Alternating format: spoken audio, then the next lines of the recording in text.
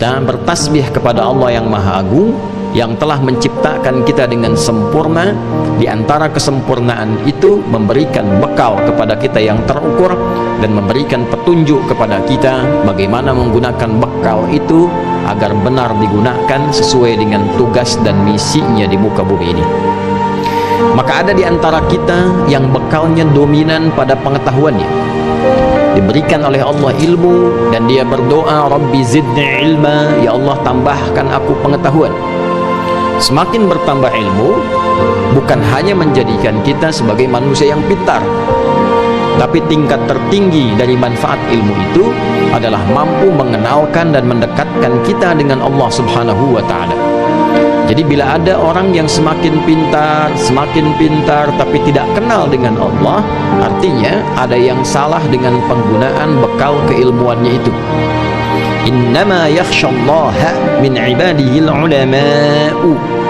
Demikian ditegaskan di Al-Quran surah Fatir surah 35 di ayat ke-28 itu.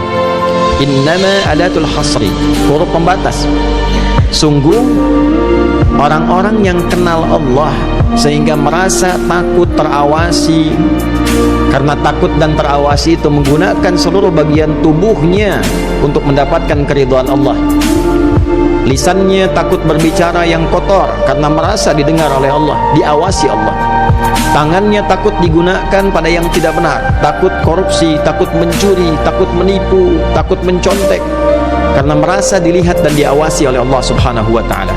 Sifat tertinggi kenal Allah sehingga menghadirkan rasa takut pada yang positif itu disebut dengan khasyah. Pemilik khasyah itu ternyata adalah ulama, orang-orang yang diberkahi oleh Allah dengan ilmunya. Tingkat tertinggi ilmu itu adalah mendekatkan diri kepada Allah, yang dengan kedekatan itu dibimbing ilmunya melahirkan perbuatan-perbuatan dan putusan yang bermanfaat. Ada yang diberikan oleh Allah Subhanahu wa ta'ala dengan kedudukan. Qulillahumma malikal mulki tu'til mulka man tasha' wa tanzi'ul mulka mimman tasha' wa tu'izzu man tasha' wa tudhillu man tasha' biyadikal khair innaka ala kulli syai'in qadir. Ada yang diberikan oleh Allah kedudukan hak prerogatif Allah. Dari yang kecil di masyarakat ada RT, ada RW, naik ke atas jadi lurah, jadi camat, bupati, wali kota, gubernur, sampai dengan ke atas presiden, adalah titipan amanah Allah Subhanahu wa ta'ala, yang dengan itu diharapkan memberikan manfaat yang mendekatkan setiap yang dipimpin itu dengan Allah Subhanahu wa ta'ala. Ada tanggung jawab di situ. Karena itulah mengapa setiap pemimpin yang muslim ketika diberikan jabatan, diangkat dalam jabatan tertentu, dia mengatakan inna lillahi wa inna ilaihi raji'un.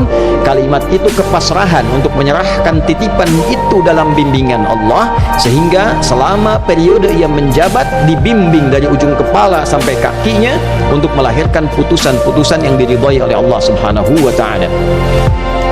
Ada yang diberikan oleh Allah Subhanahu wa ta'ala bekal dari harta benda, supaya dengan itu bisa ibadah kepada Allah. Ditingkatkan hartanya, diberikan kelebihan, bukan ingin mengangkat derajat, sekedar disebut dengan sifat duniawi sebagai orang kaya. Crazy rich, dari kota A, kota B, provinsi A, provinsi B, negara C, negara D. Bukan itu. Kalau cuma sekedar gelar yang melekat, itu hanya menjadi hukum dunia.